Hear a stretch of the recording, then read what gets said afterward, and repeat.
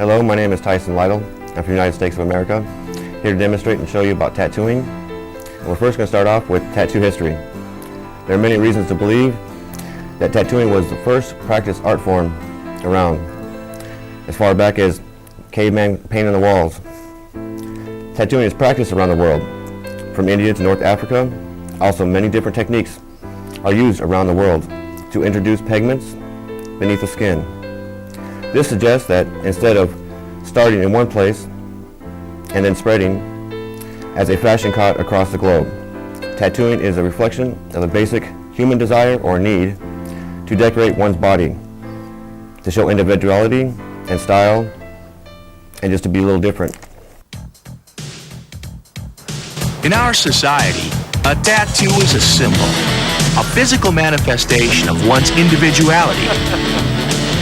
While tattoos used to be worn only by tough guys, drunken sailors, and bikers, these rebellious emblems are now flaunted by everyone from lawbreakers to lawmakers. Actor Sean Connery has one on his forearm that reads, "Scotland Forever." Pamela Lee, Charlie Sheen, and of course Dennis Rodman sport a variety of wild tattoos. Some people display them proudly, while others cover them discreetly, like former U.S. Secretary of State George Shultz, who allegedly has a tattoo of the Princeton University Tiger.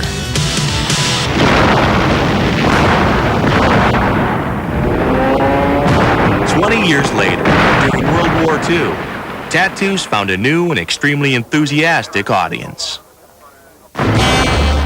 Second only to the invention of the electric machine, World War II was the most significant event in the history of tattooing in America. Millions of men went into battle, and thousands came home with tattoos.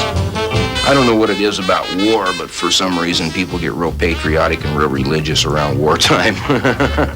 So they be getting religious tattooed in American flags and battleships, and I guess they're putting their life on the line. They figure they need something to, resemble that.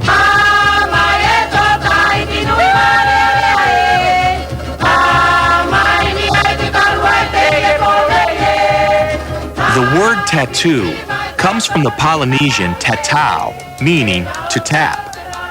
This described their centuries-old process of applying pigment to the skin. It wasn't until the 1700s, when Captain James Cook sailed the South Seas, that Westerners were introduced to this type of body art. On their travels, Cook and his crew encountered scores of native people wearing little more than intricate tattoos. In some places, just the men were decorated. In others, the women as well were beautifully adorned. I observe that both sexes paint their bodies tatau, as it is called in their language. This is done by inlaying the color of black under their skins in such a manner as to be indelible. It is usually performed when they are about 10 or 12 years of age, and on different parts of the body. The sailors from the 1700s would go into the South Pacific and they would see this body decoration. Probably a lot of those sailors saw those tattoos as totally scary and was completely repelled by it. And then there was the other group that would just be fascinated by it and want to bring a piece of it back. Some of the most spectacular designs that Cook and his crew encountered were the bold tattoos of the Maori of New Zealand. It is fascinating how the quantity and form of these marks differ widely in different parts of the coast and islands, and the older men seem to be more profusely decorated. The tattooing is done in spiral and other figures, and in many places indented into their skins, which looks like a carving. The Maori's facial tattoos, called moko, were inflicted with a type of chisel, which actually gouged out the skin. Then, dark coloring was rubbed into the bloody wounds. This operation was performed after puberty by a male specialist. The pain was unimaginable, but it was a point of pride with Maori warriors never to flinch or make a sound while being tattooed. Mokos still survive among the Maori. These extraordinary facial tattoos are now applied using modern machines, but with all the ceremony of the past.